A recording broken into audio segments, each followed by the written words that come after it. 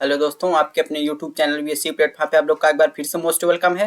तो आज का जो क्लासेस है वो बीएससी थर्ड सेमेस्टर स्टूडेंटों के लिए है और उनके सब्जेक्ट जूलॉजी से रिलेटेड है। तो आज के क्लासेस का जो मेन टॉपिक है वो है रेगुलेशन ऑफ जीन एक्सप्रेशन। तो ये जो मेन टॉपिक है आज के क्लास का, रेगुलेशन ऑफ जीन एक्सप्रेशन, इसको हम यूकैरियोटिक सेल के अंदर देखेंगे।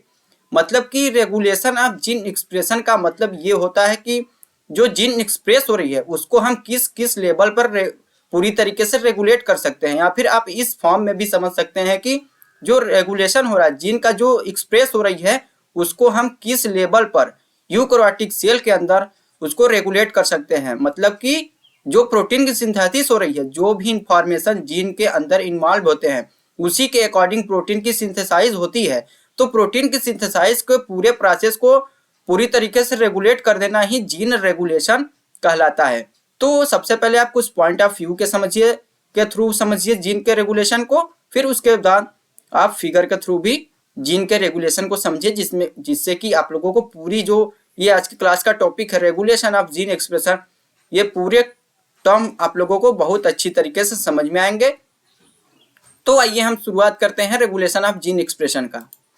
Regulation of gene expression refer to a very broad term that may occur at various level. तो यहाँ पर जो रेगुलेशन ऑफ जीन एक्सप्रेशन की बात हो रही है वो यूकैरियोटिक सेल के अंदर हो रही है।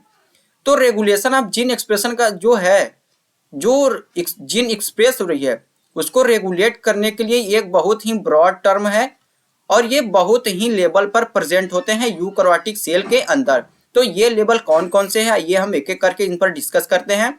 It can regulate at a several level in eukaryotic, ये अभी हमने बताया कि ये कई लेवल पर यूकैरियोटिक सेल के अंदर जीन को रेगुलेट किया जाता है। तो उनमें से पहला लेवल है ट्रांसक्रिप्शनल लेवल। ट्रांसक्रिप्शनल लेवल या फिर फॉर्मेशन ऑफ प्राइमरी ट्रांसक्रिप्ट, मतलब कि जब डीएनए टू एचएन आरएनए का फॉर्मेशन होता है या फिर हेटेरोजीनस आरएनए का फॉर्मेशन होता है, उस लेवल पर भी हम जीन को पूरी तरीके से रेगुलेट कर सकते हैं या फिर जीन को रेगुलेट कराया जाता है। तो और उसमें दूसरा मेथड है processing level, regulation of splicing या फिर पोस्ट ट्रांसक्रिप्शनल मॉडिफिकेशन।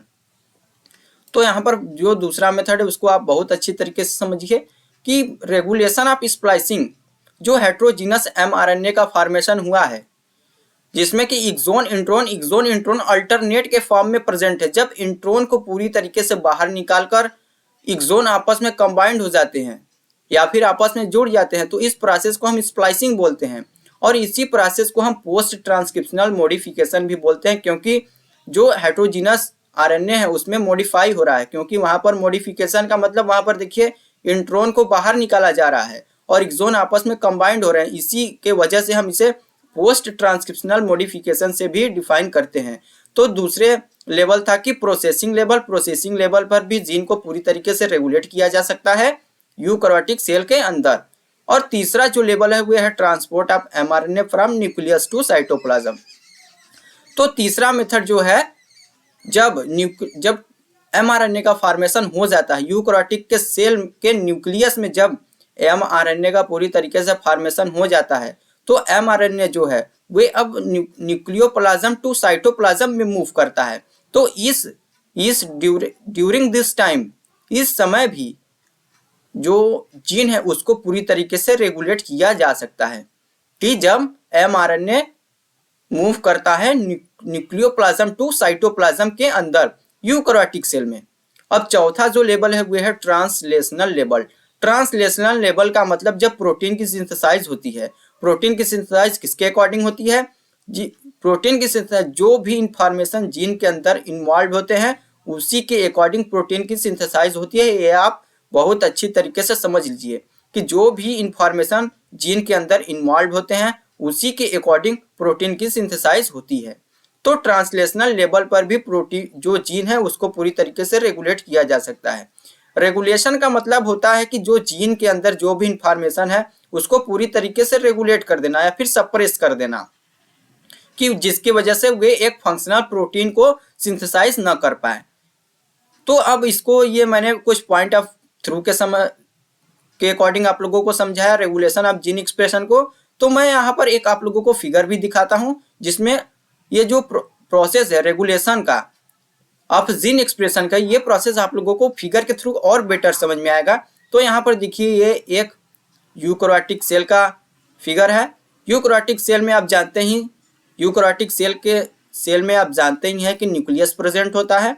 तो न्यूक्लियस के अंदर यूकैरियोटिक सेल में न्यूक्लियस के अंदर डीएनए प्रेजेंट होता है। डीएनए से ही ट्रांसक्रिप्शनल प्रोसेस द्वारा एचएनएमआरएनए का फॉर्मेशन, एचएनआरएनए का फॉर्मेशन होता है, मतलब कि हेट्रोजीनस आरएनए का फॉर्मेशन होता है।